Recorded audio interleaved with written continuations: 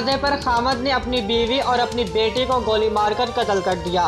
मुजफ्फरगढ़ के थाना शाहजमाल के हदूद में वाक़ चंद्रा मोड़ बस्ती नूरा अब्रैंड में खामद ने घरेलू झगड़े पर तायुश में आकर अपनी बीवी और 18 साल बेटी को गोलियां मारकर हलाक कर दिया।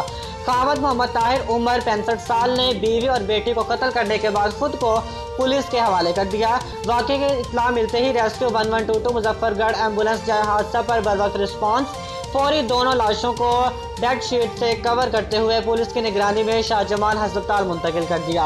रेस्क्यू 1122 की एम्बुलेंस दोनों माँ और बेटी ज़ादा परवीन जोजा मोहम्मद ताहिर उम्र 46 साल और मुनज़्ज़ा वल ताहिर उम्र 18 साल की लाशों को शाहजमाल अस्पताल से पोस्टमार्टम के लिए डिस्ट्रिक्ट हेडक्वार्टर अस्पताल मुजफ्फरगढ़ मुंतकिल किया जा रहा है।